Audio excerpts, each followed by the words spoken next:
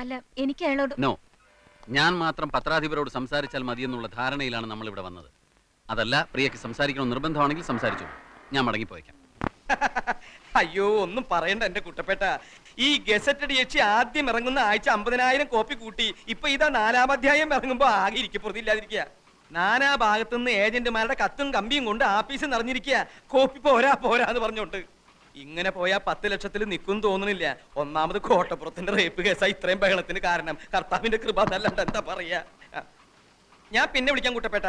വാതിൽ തട്ടുന്നു, ഏജന്റുമാരായിരിക്കും. Yes coming. Sir, advocate Nambiar വന്നിട്ടുണ്ട്. വരാൻ പറയേ. ആ, വരണം നമ്പ്യാർ, വരണം. ഇരിക്കണം. എന്താ ഇവിടെ കസേരയില്ലേ? ഉണ്ടല്ലോ, ഇരിക്കി. ഗസറ്റഡ് യക്ഷി എന്ന നോവലിലെ നായിക തഹസിൽദാരല്ല, മുനിസിപ്പൽ കമ്മീഷണറാണെന്ന് നിങ്ങൾ പറയുമായിരിക്കും. യഥാർത്ഥ സംഭവങ്ങളാണ് നോവലിൽ പറയുന്നതെന്ന് തെളിയിക്കാൻ ചിലപ്പോൾ എനിക്ക് കഴിഞ്ഞില്ലെന്നും വരും.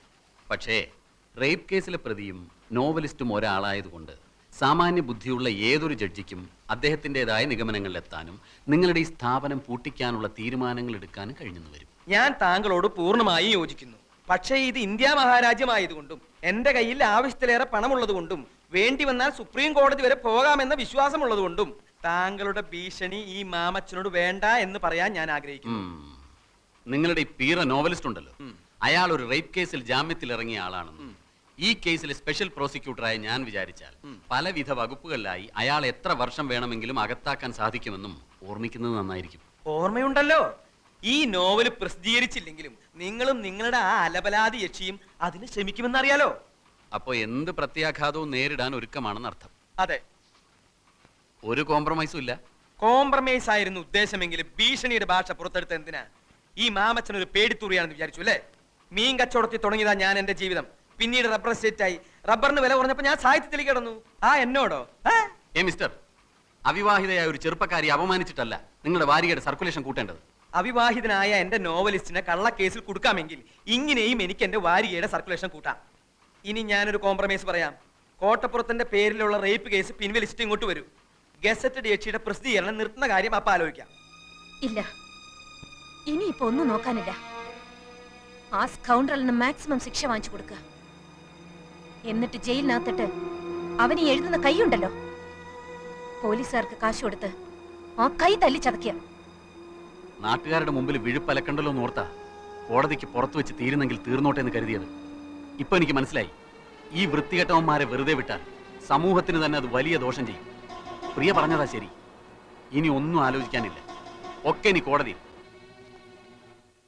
Your Honor, you have already allowed petition 315 CRPC. So let me examine the accused number 1 and 2 as witnesses. Yes, you may proceed.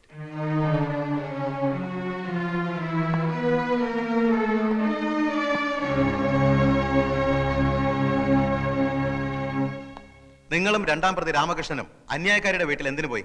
ഞങ്ങൾ താമസിക്കുന്ന വീട്ടിൽ വന്നവർ ഞങ്ങളെ കാപ്പ് കുടിക്കാൻ ക്ഷണിച്ചു, അതുകൊണ്ട് പോയി. അപ്പോൾ അവരുടെ വീട്ടിൽ ആരൊക്കെ ഉണ്ടായിരുന്നു? അവരും അവരുടെ ജോലിക്കാരിയും. നിങ്ങൾ കാപ്പി കുടിച്ചോ? ഇല്ല. എന്തുകൊണ്ട് കുടിച്ചില്ല? കുടിക്കാൻ തുടങ്ങുന്നതിന് മുമ്പ് പെട്ടെന്ന് ആ സ്ത്രീ ഒരു കത്തി എടുത്ത് അവരുടെ വെയിൻ കട്ട് ചെയ്ത് മരിക്കാൻ പോവുകയാണെന്ന് പറഞ്ഞു. ഞങ്ങൾ അവരെ തടയാൻ ശ്രമിച്ചു. വേറെ ഒന്നും സംഭവിച്ചില്ലേ? ഇല്ല. ഇതിനു മുമ്പ് നിങ്ങൾ ഏതെങ്കിലും ക്രിമിനൽ കേസിൽ പെട്ടിട്ടുണ്ടോ? ഇല്ല. നിങ്ങൾ കല്യാണം കഴിച്ചാണോ? അല്ല. എന്തുകൊണ്ട് കല്യാണം കഴിച്ചില്ല? ഒരു സ്ത്രീയെ കല്യാണം കഴിച്ച അവളെ കടപ്പറയിലെ ഒരു ഉപകരണമാക്കി മാറ്റാൻ എനിക്ക് സാധിക്കില്ല എന്നുള്ളതുകൊണ്ട്. സ്ത്രീകളോടുള്ള നിങ്ങളുടെ മനോഭാവം എന്താണ്? സ്ത്രീ അമ്മയാണ്, ദൈവമാണ്. That's all, Your Honor.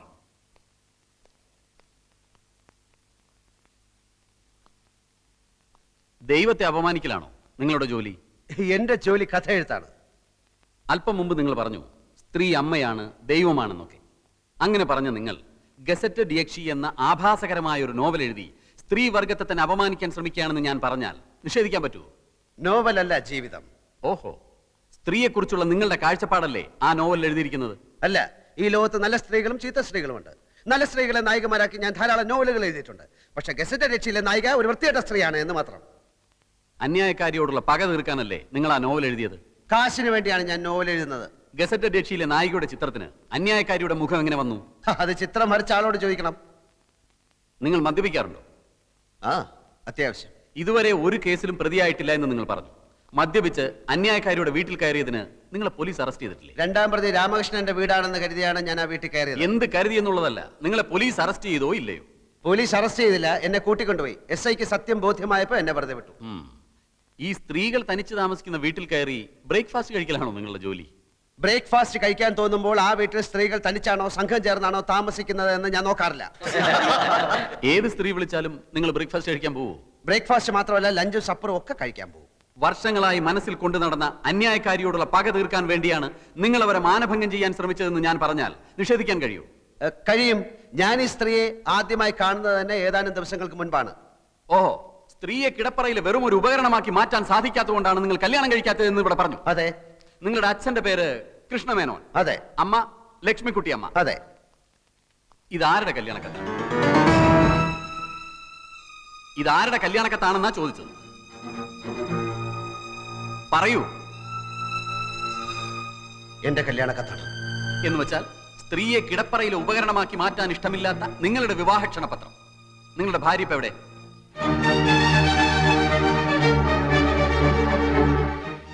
ഞാൻ കല്യാണം കഴിച്ചിട്ടില്ല. കഴിച്ചിട്ടില്ലേ? അപ്പൊ കല്യാണം കഴിക്കാതെ ചുമ്മാ കല്യാണക്കത്തടിച്ച് വിതരണം ചെയ്യലാണോ നിങ്ങളുടെ ഹോബി? മറുപടി പറയൂ. അന്ന് അങ്ങനെ സംഭവിച്ചു. എന്താണ് സംഭവിച്ചതെന്ന് ഞാൻ പറയാം. കല്യാണം ഉറപ്പിച്ചു, കല്യാണക്കത്തടിച്ചു, ആളുകളെ ക്ഷണിച്ചു. കല്യാണ തീയതി അടുത്തപ്പോഴാണ് വധു അറിയുന്നത് നിങ്ങൾ ഒരു ആഭാസനാണ്. അങ്ങനെ ആ പെൺകുട്ടി കല്യാണത്തിന് വിസമ്മതിച്ചു. അതല്ലേ സത്യം? അല്ല. ആണെന്ന് ഞാൻ പറയുന്നു. അന്നു മുതൽ ആ പെൺകുട്ടിയോട് നിങ്ങൾക്ക് തീർത്താൽ തീരാത്ത പകയായി. അന്നത്തെ ആ പെൺകുട്ടിയാണ് ഈ കേസിൽ അന്യായക്കാരി പ്രിയദർശിനി എന്ന് ഞാൻ പറഞ്ഞാൽ നിങ്ങൾക്ക് നിഷേധിക്കാൻ കഴിയും?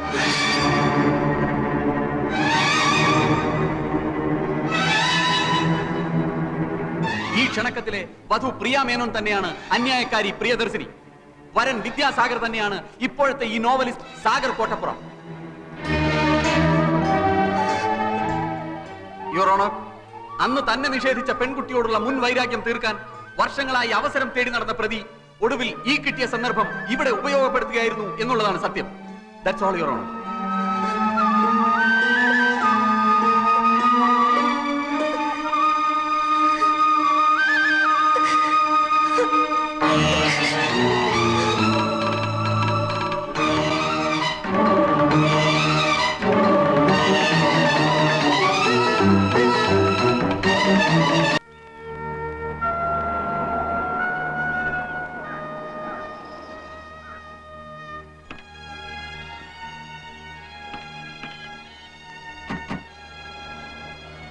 കല്യാണക്കത്തും പൊക്കിപ്പിടിച്ചുള്ള വക്കീലിന്റെ ചോദ്യങ്ങൾ.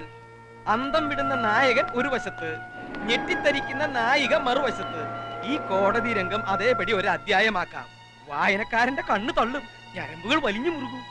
ചൂടാറുന്നതിന് മുമ്പ് ഈ മാറ്ററിന്റെ എഴുതി തന്നേക്ക്. അതിരിക്കട്ടെ, കല്യാണക്കത്തടിച്ചു, കല്യാണം നടന്നില്ല. അതെന്താ കാരണം? അത് പോട്ടെ. 5-6 വർഷത്തിനിടയിൽ വീണ്ടും കണ്ടുമുട്ടിയപ്പോൾ നായകൻ നായികയെ തിരിച്ചറിഞ്ഞില്ല, നായിക നായകനെയും തിരിച്ചറിഞ്ഞില്ല. ഈ സിനിമയിലും നോവലിലും ഒക്കെ പഴയ കാലം മറന്നു പോണ ഒരു രോഗം ഉണ്ടല്ലോ. എന്താ അതിന്റെ പേര്? അമ്ലേഷ്യം അല്ലേ? രണ്ടാൾക്കും അമ്ലേഷ്യം പിടിപെട്ടതാണോ? എന്തെങ്കിലും ഒന്ന് പറ എന്റെ കോട്ടപ്പുറം.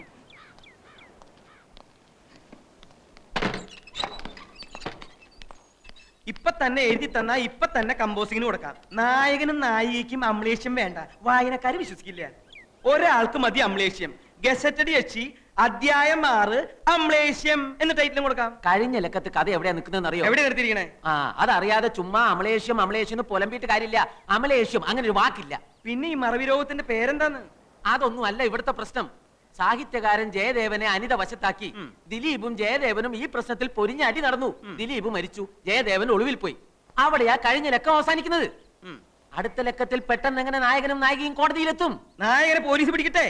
എന്നിട്ട് നായകൻ പോലീസിനോട് പറയുന്നു നായികയുടെ പ്രേരണ മൂലമാണ് താൻ ദിലീപിനെ കൊന്നതെന്ന്. അപ്പൊ നായികയും പോലീസ് പിടിക്കും. അങ്ങനെ നായകനും നായികയും കോടതിയിൽ മുഖാമുഖം നിൽക്കും. വക്കീൽ ചോദ്യങ്ങൾ ചോദിക്കും. പെട്ടെന്നാണ് കഥയിൽ ട്വിസ്റ്റ് വരുന്നത്.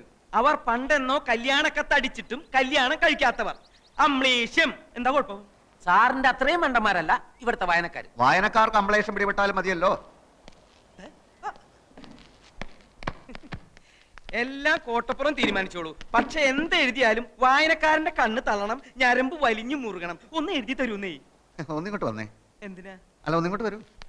കസേര അവിടെ ഇരുന്നോട്ടെ. ആയിരുന്നോട്ടെ. ദേ വരുന്നുട്ടോ കോട്ടപ്പുറം. അമ്ലേഷ്യം.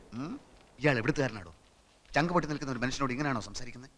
കോടതി രംഗം കഥയാക്കണത്രേ. കോടതിയിൽ കണ്ടത് അയാളുടെ ജീവിതമാണ്. അത് തന്റെ അളിഞ്ഞ വാരികയിൽ എഴുതാനുള്ളതല്ല. അളിഞ്ഞ വാരികയോ മഞ്ചാടിയോ? എന്നെ പറഞ്ഞാൽ ഞാൻ സഹിക്കും. വാരികയെ പറ്റി പറഞ്ഞാലുണ്ടല്ലോ. ഇറങ്ങി പോടോ, ഒച്ച വെക്കാതെ. ദാ, എന്നോട് ഇറങ്ങി പോവാനോ? താൻ ഇറങ്ങണോ ആദ്യം? ഞാനാ ഈ മുറിക്ക് വാടക കൊടുക്കണേ, അല്ല തന്റെ അപ്പാപ്പനെ. നമ്മൾ തമ്മിലുള്ള മുൻപരിചയമൊക്കെ ഞാൻ മറന്നുപോയി. കാരണം എനിക്ക് അമ്നേസിയാണ്.